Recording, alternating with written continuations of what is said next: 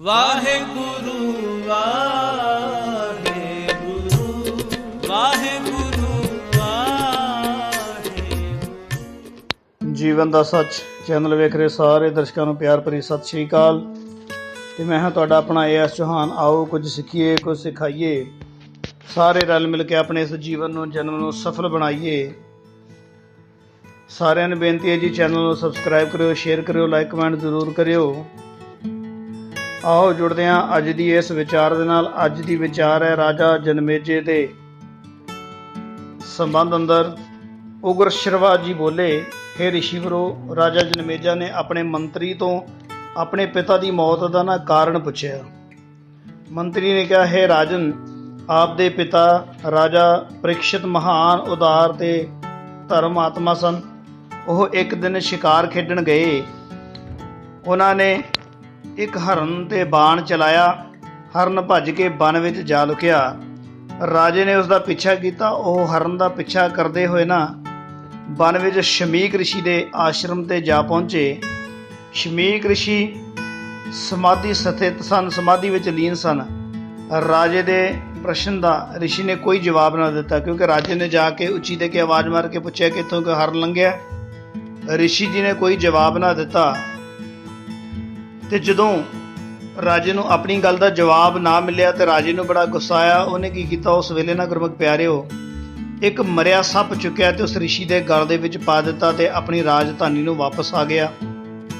ਸ਼ਮੀਕ ਰਿਸ਼ੀ ਸੀ ਜਿਹੜਾ, ਉਹ ਮੌਨ ਰਿਹਾ ਕਰਦਾ ਸੀ। ਰਾਜੇ ਨੂੰ ਪਤਾ ਨਹੀਂ ਸੀ ਕਿ ਉਹ ਮੌਨ ਹੈ, ਜਿਸ ਕਰਕੇ ਉਹਨੇ ਸੱਪ ਗਲ ਦੇ ਵਿੱਚ ਪਾ ਦਿੱਤਾ ਮਰਿਆ ਹੋਇਆ।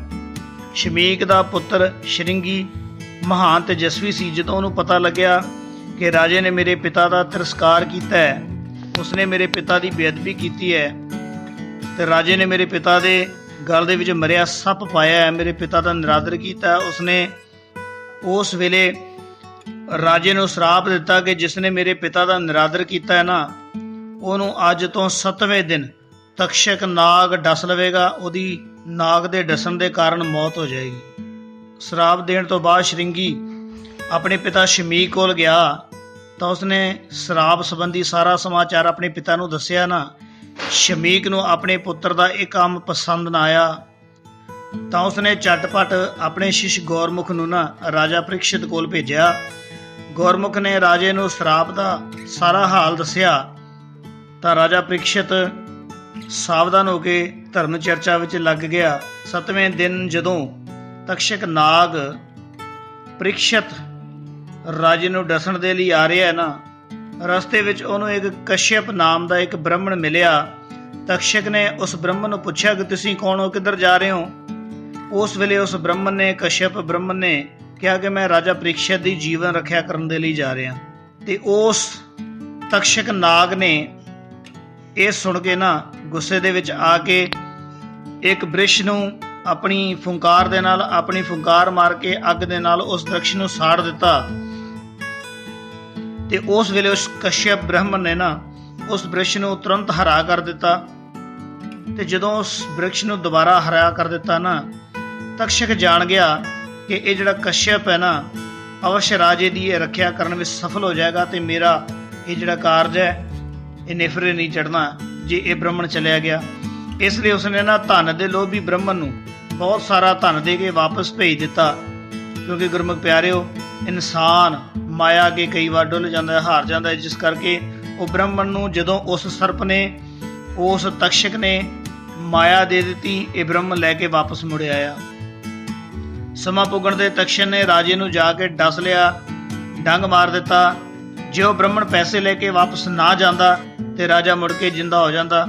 ਜਿੱਥੋਂ ਤੱਕ ਇਸ ਘਟਨਾ ਦੀ ਸੱਚਾਈ ਦਾ ਸਵਾਲ ਹੈ, ਉਸ ਦਾ ਗਵਾਹ ਉਹ ਮਨੁੱਖ ਹੈ ਜਿਹੜਾ ਉਸ ਬ੍ਰਿਸ਼ ਦੇ ਚੜ੍ਹਿਆ ਹੋਇਆ ਸੀ, ਜਿਸ ਨੂੰ ਤਕਸ਼ਕ ਨੇ ਸਾੜਿਆ ਸੀ ਤੇ ਕਸ਼ਯਪ ਨੇ ਮੁੜ ਕੇ ਉਸ ਨੂੰ ਹਰਾ ਕਰ ਦਿੱਤਾ ਸੀ। ਉਸ ਆਦਮੀ ਨੇ ਇਸ ਘਟਨਾ ਨੂੰ ਆਪ ਦੇਖਿਆ ਸੀ। ਤੇ ਗੁਰਮੁਖ ਪਿਆਰਿਓ, ਮੰਤਰੀਆਂ ਦੇ ਕੋਲੋਂ ਜਦੋਂ ਰਾਜਾ ਜਨਮੇਜਾ ਨੇ ਇਹ ਬਿਰਤਾਂਤ ਸੁਣਿਆ ਤੇ ਉਸ ਨੂੰ ਬੜਾ ਗੁੱਸਾ ਆਇਆ। ਉਸ ਨੂੰ ਤਕਸ਼ਕ ਨਾਗ ਦੇ ਬਹੁਤ ਗੁੱਸਾ ਆਇਆ। ਉਸਨੇ ਤਕਸ਼ਕ ਨਾਗ ਤੋਂ ਬਦਲਾ ਲੈਣ ਦੀ ਸਲਾਹ ਲਈ। ਰਾਜੇ ਨੇ ਉਤੰਕ ਦੀ ਸਲਾਹ ਮੰਨ ਕੇ ਸਰਪ ਯੱਗ ਕਰਨ ਦਾ ਫੈਸਲਾ ਕੀਤਾ। ਮਨ ਵਿੱਚ ਧਾਰ ਲਿਆ ਕਿ ਇਹ ਸਰਪ ਜੋਨੀ ਸਾਰੀ ਦੀ ਸਾਰੀ ਖਤਮ ਕਰ ਦੇਣੀ ਹੈ। ਇਸ ਫੈਸਲੇ ਤੋਂ ਬਾਅਦ ਰਾਜੇ ਨੇ ਯੱਗਸ਼ਾਲਾ ਬਣਵਾਈ ਯੱਗ ਦੀ ਦੀਖਿਆ ਲਈ। ਉਸ ਸਮੇਂ ਵਿਦਵਾਨ ਸੂਤ ਨੇ ਕਿਹਾ, ਨਛੱਤਰਾਂ ਨੂੰ ਦੇਖਣ ਤੋਂ ਪਤਾ ਲੱਗਦਾ ਹੈ ਕਿ ਕਿਸੇ ਬ੍ਰਾਹਮਣ ਦੇ ਕਾਰਨ ਇਹ ਯੱਗ ਜਿਹੜਾ ਨਾ ਇਹ ਪੂਰਾ ਨਹੀਂ ਹੋ ਸਕੇਗਾ। ਇਸ ਲਈ ਰਾਜੇ ਨੇ ਦਵਾਰਪਾਲ ਨੂੰ ਇਹ ਆਗਿਆ ਦੇ ਦਿੱਤੀ ਕਿ ਬਿਨਾਂ ਆਗਿਆ ਤੋਂ ਕਿਸੇ ਨੂੰ ਯੱਗਸ਼ਾਲਾ ਦੇ ਲਈ ਅੰਦਰ ਆਉਣ ਦੀ ਇਜਾਜ਼ਤ ਨਾ ਦਿੱਤੀ ਜਾਵੇ। ਯੱਗ ਦਾ ਆਰੰਭ ਹੋਇਆ। ਮੰਤਰਾਂ ਦੇ ਪ੍ਰਭਾਵ ਕਰਕੇ ਅਨੇਕਾਂ ਸਰਪ ਯੱਗ ਕੁੰਡ ਵਿੱਚ ਆ ਕੇ ਡਿੱਗਣ ਲੱਗ ਪਏ, ਕਿਉਂਕਿ ਅਨੇਕਾਂ ਸੱਪ ਆਏ ਤੇ ਆ ਕੇ ਉਸ ਕੁੰਡ ਦੇ ਵਿੱਚ ਡਿੱਗਣ ਲੱਗੇ, ਸੜਨ ਲੱਗੇ। ਸੱਪਾਂ ਦੇ ਸੜਨ ਨਾਲ ਆਕਾਸ਼ ਵਿੱਚ ਦੁਰਗੰਧ ਫੈਲਣ ਲੱਗੀ। ਇਸ ਯੱਗ ਕਰਕੇ ਨਾ ਤਕਸ਼ਕ ਭੈਭੀਤ ਹੋ ਗਿਆ। ਜਿਹੜਾ ਤਕਸ਼ਕ ਨਾਗ ਸੀ ਉਹ ਭੈਭੀਤ ਹੋ ਗਿਆ। ਭੈਭੀਤ ਹੋ ਕੇ ਨਾ ਇੰਦਰ ਦੀ ਸ਼ਰਨ ਵਿੱਚ ਗਿਆ ਤੇ ਇੰਦਰ ਨੇ ਉਸ ਨੂੰ ਧੀਰਜ ਦੇ ਕੇ ਕਿਹਾ ਕਿ ਮੈਂ ਪਹਿਲਾਂ ਹੀ ਤੇਰੀ ਰੱਖਿਆ ਲਈ ਬ੍ਰਹਮਾ ਜੀ ਦੇ ਕੋਲੋਂ ਬਚਨ ਲੈ ਲਿਆ ਹੈ। ਤੇ ਰਾਜਾ ਜਨਮੇਜਾ ਨੇ ਸਰਪ ਯੱਗ ਵਿੱਚ ਅਨੇਕਾਂ ਸੱਪ ਭਸਮ ਹੋ ਗਏ। ਇਸ ਕਰਕੇ ਵਾਸਕ ਨੂੰ ਬਹੁਤ ਦੁੱਖ ਹੋਇਆ। ਉਹ ਆਪਣੀ ਭੈਣ ਕੋਲ ਜਾ ਕੇ ਕਹਿਣ ਲੱਗਾ, ਆਸਤਿਕ ਨੂੰ ਭੇਜ ਕੇ ਇਸ ਯੱਗ ਨੂੰ ਬੰਦ ਕਰਾਓ। ਜਰਦਕਾਰ ਨੇ ਆਸਤਿਕ ਨੂੰ ਬੁਲਾ ਕੇ ਕਿਹਾ, ਪੁੱਤਰ, ਰਾਜਾ ਜਨਮੇਜਾ ਸਰਪ ਯੱਗ ਕਰਕੇ ਸੱਪਾਂ ਦੇ ਵੰਸ਼ ਨੂੰ ਨਾਸ ਕਰ ਰਿਹਾ ਹੈ। ਤੂੰ ਰਾਜੇ ਨੂੰ ਸਮਝਾ ਕੇ ਇਸ ਯੱਗ ਨੂੰ ਬੰਦ ਕਰਾ। ਆਸਤਿਕ ਮਾਤਾ ਦੀ ਆਗਿਆ ਨਾਲ ਯੱਗ ਅਸਥਾਨ ਤੇ ਆਇਆ। ਜਿਹੜਾ ਆਸਤਿਕ ਸੀ ਆਪਣੀ ਮਾਤਾ ਦੀ ਆਗਿਆ ਦੇ ਅਨੁਸਾਰ ਯੱਗ ਅਸਥਾਨ ਤੇ ਆਇਆ। ਦੀਵਾਰ ਤੇ ਰੋਕੇ ਜਾਣ ਤੇ ਉਸਨੇ ਯੱਗ ਦੀ ਉਸਤਤ ਕੀਤੀ। ਤਦ ਰਾਜੇ ਨੇ ਉਸ ਨੂੰ ਅੰਦਰ ਆਉਣ ਦੀ ਇਜਾਜ਼ਤ ਦੇ ਦਿੱਤੀ, ਆਗਿਆ ਦੇ ਦਿੱਤੀ। ਅੰਦਰ ਜਾ ਕੇ ਆਸਤਿਕ ਨੇ ਯੱਗ ਦੇ ਰੀਤੀ ਰਿਵਾਜਾਂ ਦੀ ਉਸਤਤੀ ਕੀਤੀ। ਸਾਰੇ ਹਾਜ਼ਰ ਸੱਜਣਾਂ ਨੂੰ ਪ੍ਰਸੰਨ ਕੀਤਾ। ਰਾਜਾ ਜਨਮੇਜਾ ਨੇ ਆਸਤਿਕ ਦੀ ਮਨੋਕਾਮਨਾਵਾਂ ਪੂਰੀ ਕਰਨ ਦੇ ਲਈ ਬਚਨ ਦੇ ਦਿੱਤਾ। ਰਿਤਿਵਜਾ ਨੇ ਰਾਜਾ ਜਨਮੇਜਾ ਨੂੰ ਦੱਸਿਆ ਕਿ ਤਕਸ਼ਕ ਡਰ ਕੇ ਇੰਦਰ ਦੀ ਸ਼ਰਨ ਵਿੱਚ ਚਲਾ ਗਿਆ ਹੈ।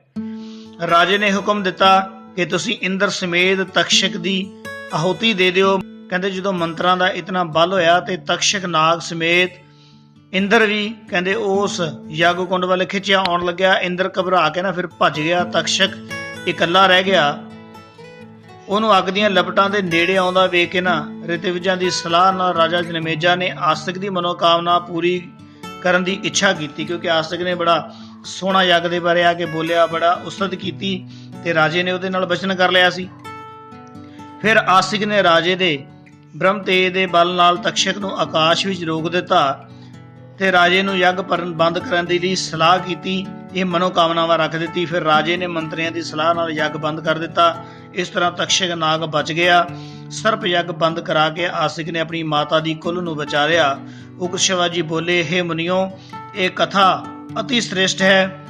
ਇਸ ਕਥਾ ਦੇ ਪੜ੍ਹਨ ਸੁਣਨ ਵਾਲਾ ਸਰਪ ਭੈ ਤੋਂ ਮੁਕਤ ਰਹਿ ਜਾਂਦਾ ਹੈ, ਕਿਉਂਕਿ ਜਿਹਨੂੰ ਸੱਪ ਦਾ ਡਰ ਹੋਵੇ ਇਹ ਕਥਾ ਸੁਣ ਕੇ ਕਹਿੰਦੇ ਉਹਦਾ ਇਹ ਡਰ ਨਿਕਲ ਜਾਂਦਾ ਹੈ। ਸੋ ਗੁਰਮੁਖ ਪਿਆਰਿਓ, ਆਪ ਸਾਰੇ ਜੁੜੇ ਹੋ ਰਾਜਾ ਜਨਮੇਜਾ ਦੇ ਪਿਤਾ ਦੇ ਇਸ ਇਤਿਹਾਸ ਦੇ ਨਾਲ, ਇਸ ਕਹਾਣੀ ਦੇ ਨਾਲ। ਆਸ ਹੈ ਆਪ ਸਾਰਿਆਂ ਨੂੰ ਬੜੀ ਸੁੰਦਰ ਲੱਗੀ ਹੋਵੇਗੀ, ਸੋਹਣੀ ਲੱਗੀ ਹੋਵੇਗੀ। ਸੋ ਕਿਰਪਾ ਕਰਕੇ ਚੈਨਲ ਨੂੰ ਸਬਸਕ੍ਰਾਈਬ ਕਰਿਓ, ਸ਼ੇਅਰ ਕਰਿਓ, ਲਾਈਕ ਕਮੈਂਟ ਜ਼ਰੂਰ ਕਰਿਓ। ਕੁਝ ਨਾ ਕੁਝ ਸਿੱਖਣ ਨੂੰ ਮਿਲਦਾ ਹੈ ਗੁਰਮੁਖ ਪਿਆਰਿਓ। ਜਿੱਥੋਂ ਵੀ ਕੁਝ ਸਿੱਖਣ ਨੂੰ ਮਿਲੇ ਸਿੱਖ ਲੈਣਾ ਚਾਹੀਦਾ ਹੈ, ਕਿਉਂਕਿ ਸਾਡਾ ਇਹ ਜੀਵਨ ਬੜਾ ਔਖਾਈਆਂ ਦੇ ਵਿੱਚ ਹੈ, ਬੜਾ ਔਖਾ ਹੈ। ਇਸ ਜੀਵਨ ਨੂੰ ਸਫਲ ਬਣਾ ਲਈਏ, ਆਪਣੇ ਜੀਵਨ ਨੂੰ ਸਫਲ ਬਣਾ ਕੇ ਉਸ ਪ੍ਰਮਾਤਮਾ ਦੀ ਸ਼ਰਨ ਵਿੱਚ ਜਾਈਏ, ਤਾਂ ਜੋ ਇਸ ਜਨਮ ਮਰਨ ਦੇ ਡਰ ਤੋਂ ਮੁਕਤ ਹੋ ਜਾਈਏ, ਨਿਕਲ ਜਾਈਏ, ਛੁੱਟ ਜਾਈਏ। ਸੋ ਗੁਰਮੁਖ ਪਿਆਰਿਓ, ਆਓ ਕੁਝ ਸਿੱਖੀਏ, ਕੁਝ ਸਿਖਾਈਏ, ਸਾਰੇ ਰਲ ਮਿਲ ਕੇ ਆਪਣੇ ਇਸ ਜੀਵਨ ਨੂੰ, ਜਨਮ ਨੂੰ ਸਫਲ ਬਣਾਈਏ। ਇਸ ਚੌਹਾਨ ਵੱਲੋਂ ਦੋਵੇਂ ਹੱਥ ਜੋੜ ਕਰਕੇ ਸਾਰਿਆਂ ਨੂੰ ਪਿਆਰ ਭਰੀ ਸਤਿ ਸ਼੍ਰੀ ਅਕਾਲ। ਆਪ ਜੀ ਸਾਰੇ ਇਸੇ ਤਰ੍ਹਾਂ ਹੱਸਦੇ ਰਹੋ, ਵਸਦੇ ਰਹੋ, ਖੁਸ਼ ਰਹੋ ਜੀ। ਵਾਹਿਗੁਰੂ ਵਾਹਿਗੁਰੂ।